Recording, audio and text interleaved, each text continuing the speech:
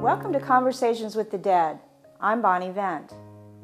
They say dead men tell no lies, but what about Victorian ladies?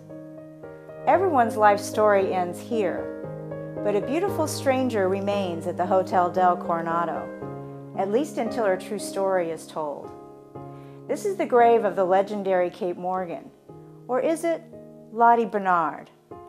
I've spoken to one of them. In a moment, you'll find out which one. The newspapers of the day called her the beautiful stranger. They knew who she was until no one claimed her body. She died a mysterious death here at the Hotel del Coronado. Perhaps she remains misidentified to this day. These questions have been asked for over a century. I asked her who she was. She gave me a story that's never been told before. This is her story, in her words.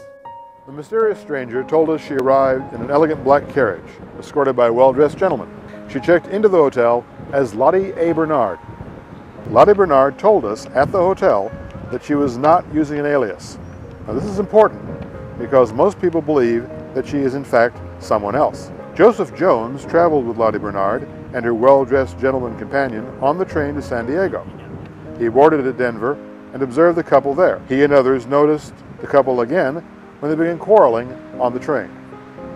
Joseph Jones checked in right after Lodi Bernard. Jones saw her later in the hotel and was sure it was the same woman.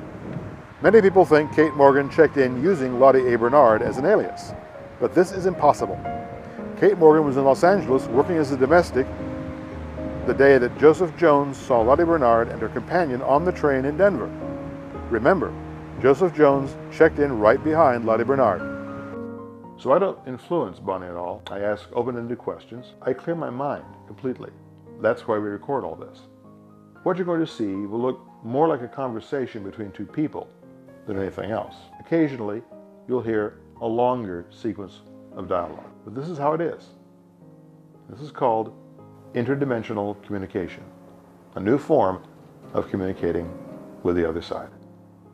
Bonnie, what's it like to do this tour of communication we've been talking about? It's really a good feeling because you can actually make a contribution into someone's life who's actually crossed over. And there are reasons why they're still here. And it's a chance to bring resolution to them. And in this case in particular, to do some correction of history and what common belief was and what we thought we knew about the story of Kate Morgan, and how very different it can be when you actually talk to the person who experienced this themselves. So at the end of the day, it's about asking, why are you here? Exactly. Well, let's get started.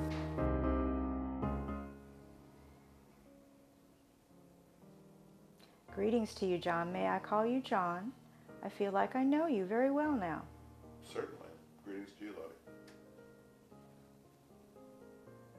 I understand from prior conversations that I am given the opportunity to tell my story. This hasn't happened before. People have come and gone out of here. They've all had questions, and they've all walked away. This is disturbing to me because people walking away was a very sore point in my life. I didn't have much in the way of family, very few friends, because I was different. I didn't like to conform to the rules.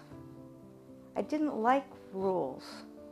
I do understand that I need to summarize my story because I have given you some, but not everything.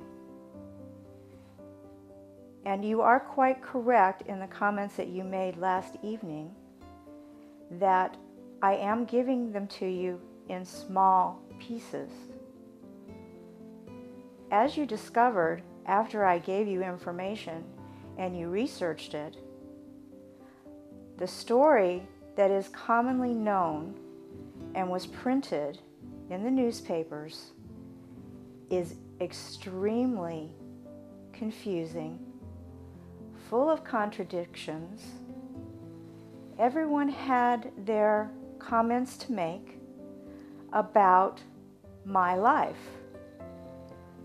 Now, please keep in mind, I had only been here for a few days.